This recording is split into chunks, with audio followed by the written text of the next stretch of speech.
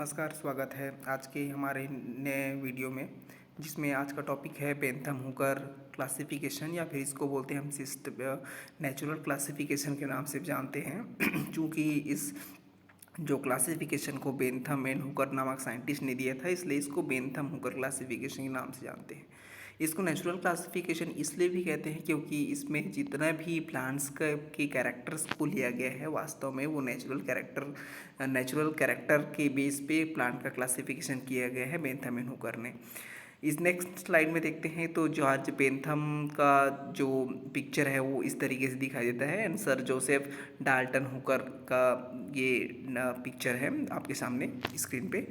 Next number देखते हैं कि जो बेंथम हुकर क्लासिफिकेशन है, जैसे या फिर सिस्टमेटिक क्लासिफिकेशन है, इसमें मुख्य रूप से जो क्लासिफिकेशन है उसमें कि इन्होंने कब लिया और कैसे लिया, इसके बारे में थोड़ा डिस्कस करते हैं। द क्लासिफिकेशन जो है, systematic classification of seeds plant was proposed by Bentham Hooker. Bentham Hooker के द्वारा ये क्लासिफिकेशन को सबसे पहले लिया गया है, जिन्होंने बेंथम हुकर साइंटिस्ट ने लिया गया है।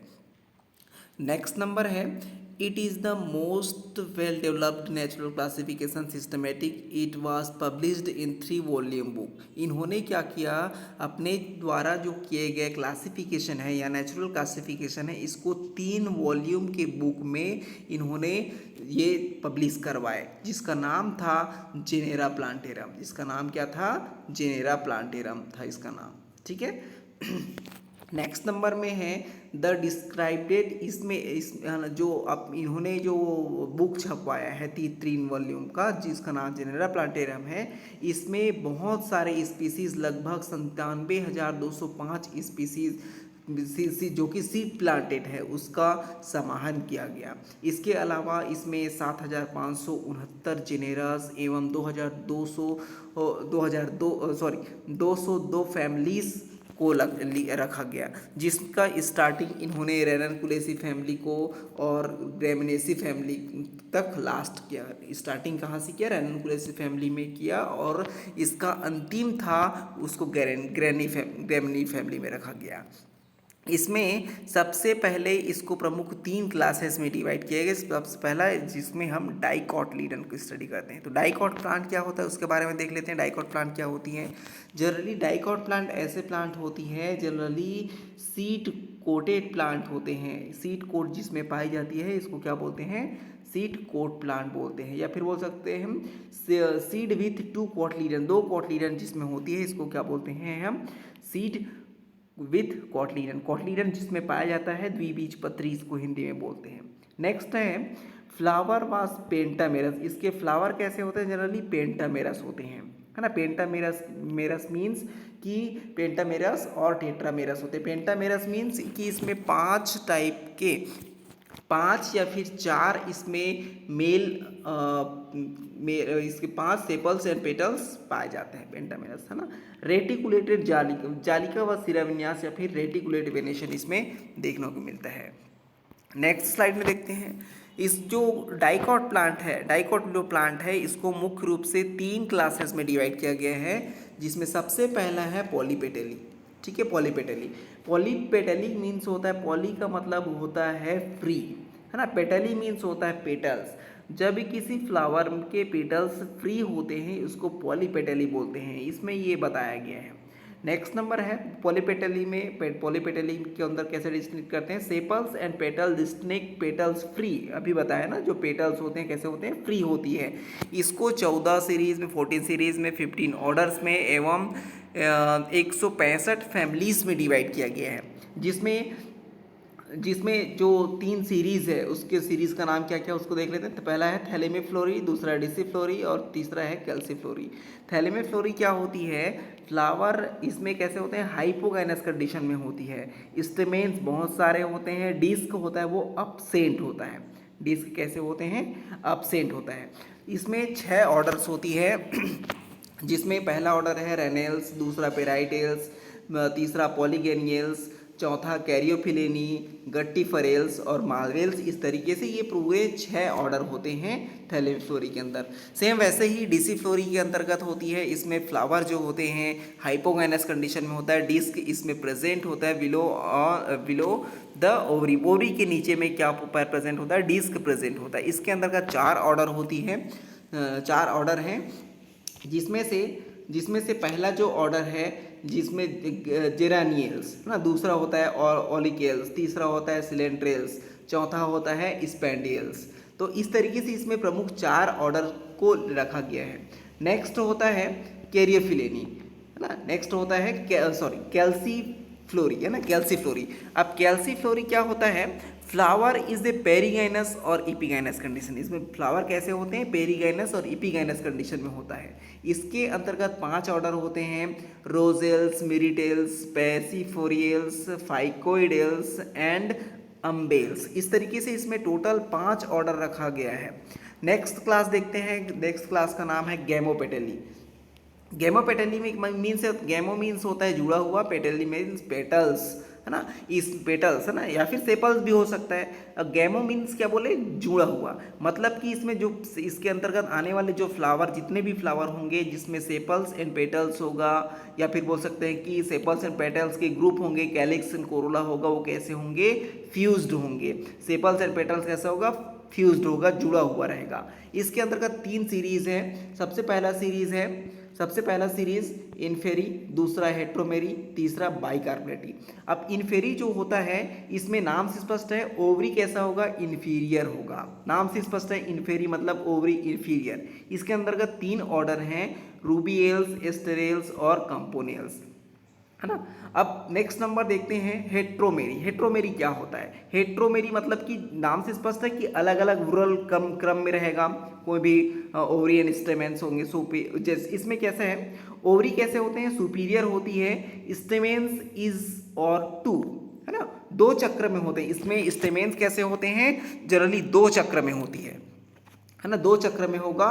और कैसे होगा? वो क्रम में होगा, 2 चक्र में होगा। कार्पल्स इसमें अधिक मोर देन 2 से अधिक होते हैं, है ना।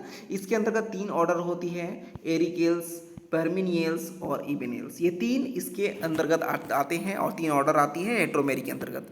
नेक्स्ट नंबर है बाइकार्पेटी। बाइकार्पेटी में नाम से स्पष्ट है, कार्पल्स होंगे 2 होंगे। बाई मीन्स 2, कार्पेटी मतलब कार्पल्स। कार्पल्स की संख्या जिसमें 2 होगी बाइकार्पेटी कहलाएगी।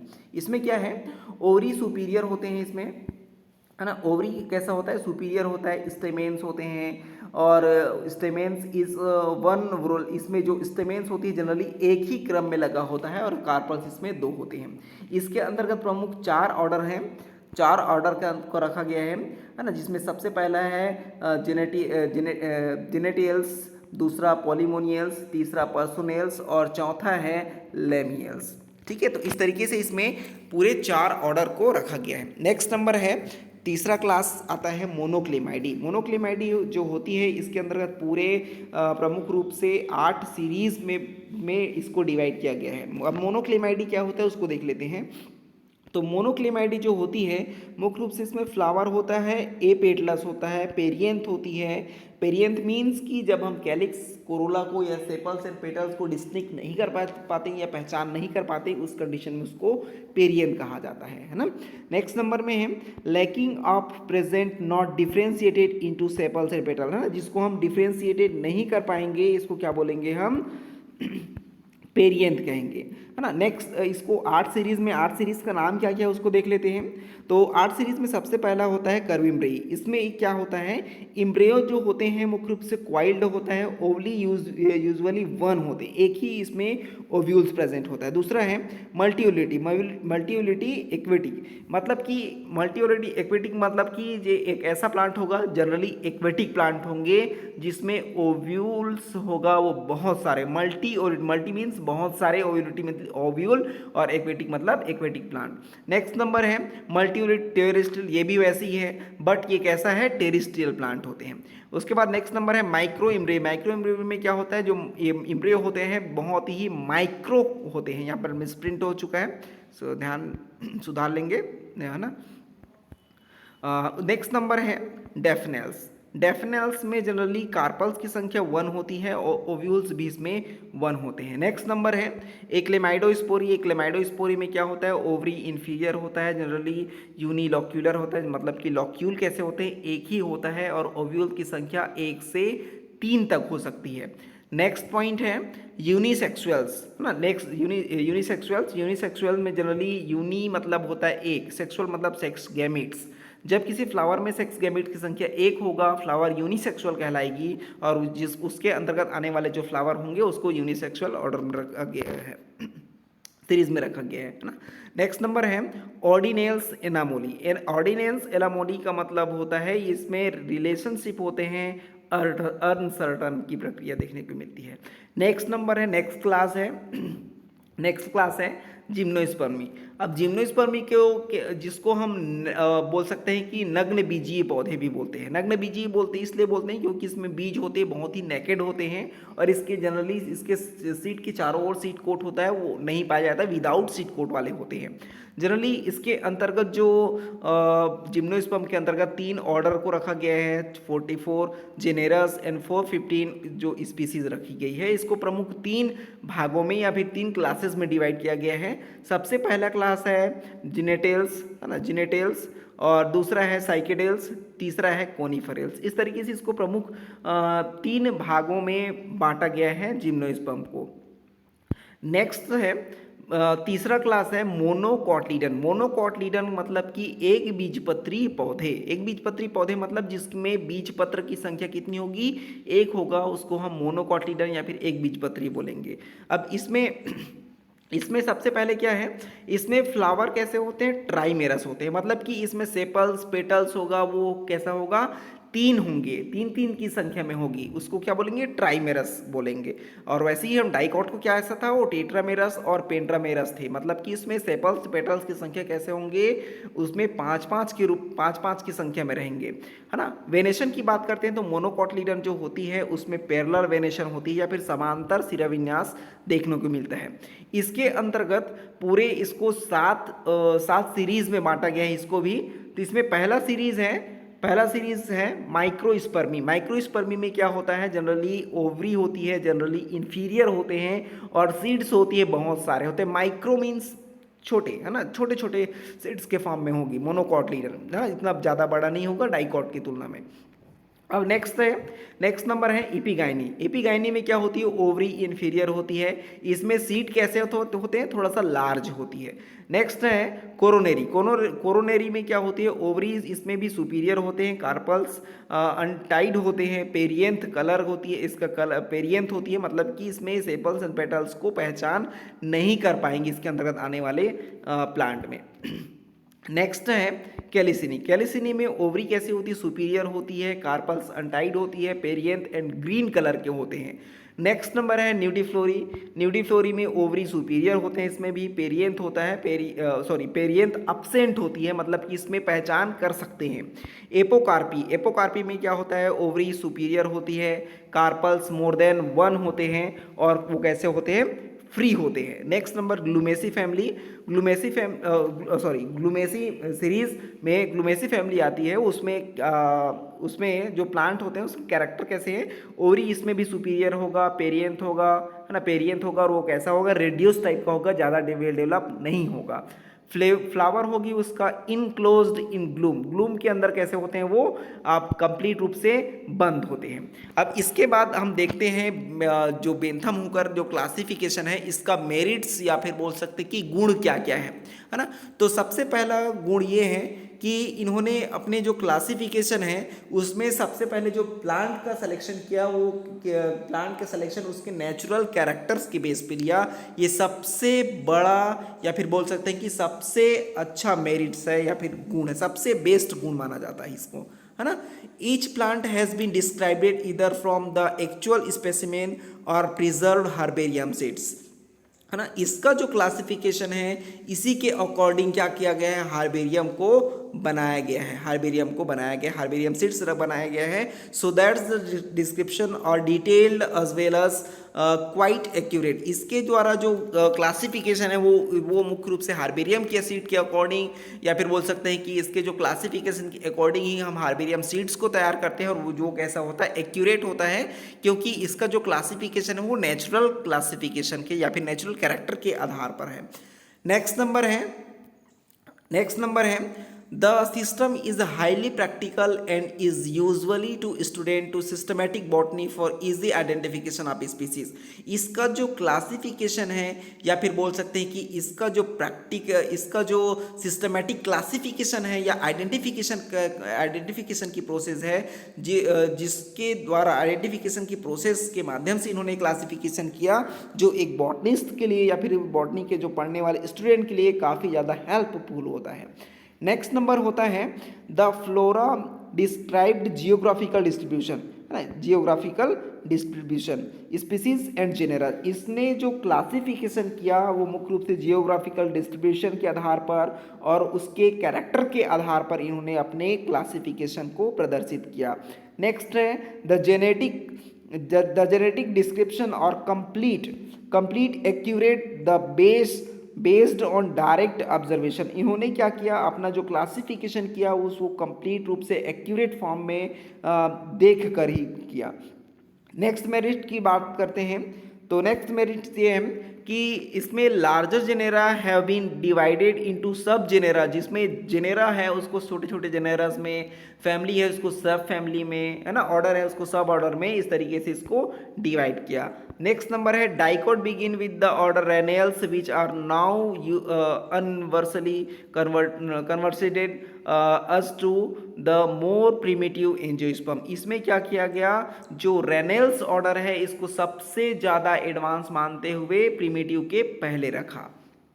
ठीक है, नेक्स्ट नंबर है placing of monocot after the dicot is again natural on the according to evolutionary trends. अब इसमें इन्होंने क्या किया, जो मोनोकॉट के बाद, है ना, मोनोकॉट के बाद में क्या रखा, सॉरी डाइकॉट के बाद में क्या रखा, मोनोकॉट के रखा, जो कि इवोल्यूशनरी ट्रेंड्स के माध्यम से अच्छा था। मतलब कि इसके अनुसार, है ना, बेंथम हुकर के अनुसार ये होता है कि जो डाइकॉट प्लांट है वो सबसे ज़्यादा एडवांस है, किसकी तुलना में, मोनोकॉट की तुलना में, ये बताया गया है इसमें। नेक्स्ट नंबर है the placing of series Disciflorae in between Thalamiflorae and Calyciflorae in quite natural. Next है the placing of Gemopetali after Polypetalis justified since union of petals are considered to be an advanced features over the free condition। तो इस तरीके से क्या होता है, इसका merits होते हैं बेंथम हुकर क्लासिफिकेशन का, है ना। मेरिट्स के अलावा इसमें कुछ डीमेरिट्स भी हैं, कुछ गलतियां भी इन्होंने की, उसके बारे में थोड़ा सा देख लेते हैं इन्होंने क्या इसका बोल सकते हैं कि डीमेरिट्स हैं। सबसे पहला है keeping gymnosperm is between dicot monocot and anomalous. इसमें इन्होंने क्या किया, मेन गलती है कि इन्होंने फर्स्ट में ही डाइकॉट और मोनोकॉट के बीच में जिम्नोस्पर्म को रखा, जो कि नेचुरल क्लासिफिकेशन के अकॉर्डिंग ये काफ़ी ज़्यादा गलत है। नेक्स्ट नंबर है सब क्लास मोनोक्लेमाइडी इज क्वाइट आर्टिफिशियल। जो मोनोक्लेमाइडी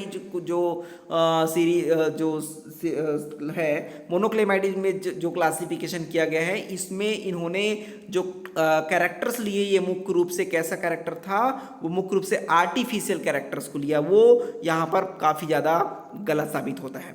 नेक्स्ट नंबर है ना, इसलिए गलत साबित होता है क्योंकि इन्होंने बेंथम हुकर ने क्लासिफिकेशन किसको बेस मानकर किया है, नेचुरल कैरेक्टर को बेस मानकर किया है, बट इन्होंने क्या कर दिया, मोनोक्लेमाइडी को क्लासिफिकेशन करते समय वो आर्टिफिशियली कैरेक्टर को लिया, है ना। Placing of Monochlamydeae after Gamopetalae does not seems to be natural. Second, next number है some of the closely related species are placed distantly will distinct is are placed close to each other, है ना। certain families of monocotyledon are closely related to family in polypetally, example Chenopodiaceae and Caryophyllene। इसका मतलब ये बताया गया है कि दो क्लोज उपस्थित है ना, या फिर बोल सकते हैं कि दो समान कैरेक्टर वाले प्लांट के फैमिलीज को इन्होंने क्या कर दिया, अलग अलग कर दिया, जैसे कि इसमें एग्जाम्पल के रूप में बताया गया है। ये थोड़ा सा फ्लो चार्ट यहाँ पे है, आप अगर आप यहाँ से और आप अच्छे से समझ सकते हैं कि इसमें किस तरीके से ये जो चार्ट है वो बनाया जा चार्ट है या फिर क्लासिफिकेशन है, उसका सिस्टमेटिक पोजीशन या फिर सिस्टमेटिक ढंग से इसको इस तरीके से लिखा जाता है। ठीक है, जिसमें ये है, जैसे इसमें सबसे पहले है जो सीड प्लांट है उसको किस तरीके से डिवाइड किया गया है, इसमें कंप्लीट ये पूरा सिलेक्शन इसमें किया गया है ना, जिसमें आप अपने अनुसार से इसको देख सकते हैं। जैसे डाइकॉट को कितने भाग कितने क्लासेस में डिवाइड किया गया है, उसके बाद कौन कौन से सीरीज में डिवाइड किया गया, उसको एक ट्रिक के माध्यम से यहाँ पर बताया गया है। इसको आप देखना चाहें तो आसानी से देख सकते हैं, है ना। और इसका स्क्रीनशॉट लेना चाहें तो वहाँ से भी आप कर सकते हैं, ताकि आपको नोट्स बनाने में ज़्यादा परेशानी ना हो। तो इस तरीके से ये बेंथम हुकर क्लासिफिकेशन है वो कंप्लीट होते हैं। आई होप सभी को समझ में आ गया होगा। तो नेक्स्ट वीडियो के लिए हम नेक्स्ट टाइम में मिलेंगे। तो अभी के लिए इतना ही। Thank you.